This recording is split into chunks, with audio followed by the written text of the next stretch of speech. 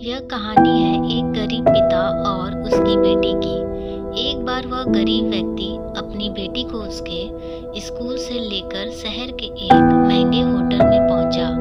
उस व्यक्ति ने फटे पुराने कपड़े पहने हुए थे और उसकी बेटी स्कूल ड्रेस पहनी हुई थी। जब दोनों होटल के अंदर पहुंचे तो वेटर पूछा, सर आप क्या खाना पसंद करेंगे?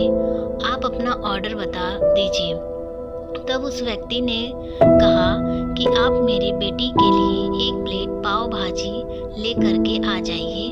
बस वेटर ने कहा, सर आप कुछ नहीं लेंगे, आपके लिए भी कुछ लेकर आऊं? तो पिता ने कहा, मेरे लिए कुछ नहीं, आज मेरी बेटी के लिए पार्टी है। मैंने इससे वादा किया था कि अगर तुम इस जिले में 10th क्लास में टॉप करोगी तो तुम्हें मैं सबसे महंगे होटल में पार्टी दूंगा, तो आप सिर्फ बच्चे के लिए पाव भाजी ले आइए। वेटर ये बात सुनते ही दौड़कर अपने मालिक के पास गया और बोला कि सर आपसे एक छोटी सी रिक्वेस्ट है कि आप मेरी सैलरी से पैसा काट लेना, लेकिन आज मैं चाहता हूँ कि उस बच्ची के साथ उसके पिता को भी एक प्लेट पाव भाजी खिलाया जाए, क्योंकि उस बच्ची के पूरे जिले में 10th क्लास में टॉप किया है। वह गरीब पिता है, ज़्यादा पैसे नहीं होंगे, इसलिए कह रहा है सिर्फ बच्ची के लिए ले आओ। होटल के मालिक ने जब ये बात सुनी तो मुस्कुराते हुए बोला, तुम उसके पिता के लिए भी पाव भाजी लेकर जाओ, उसके लिए भी लेकर जाओ, पैसे मत लेना।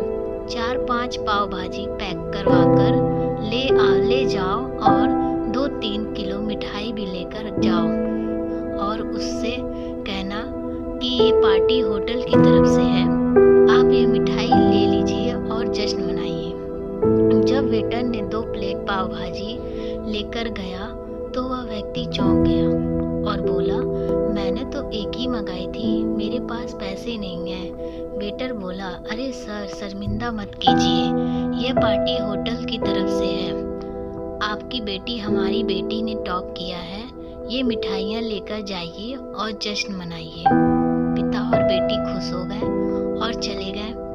कई साल बीत गए। उस गरीब पिता की लड़की अब यूपीएससी की तैयारी करके कलेक्टर बन चुकी थी और इत्तेफाक से उसी शहर में उसकी पोस्टिंग हुई थी।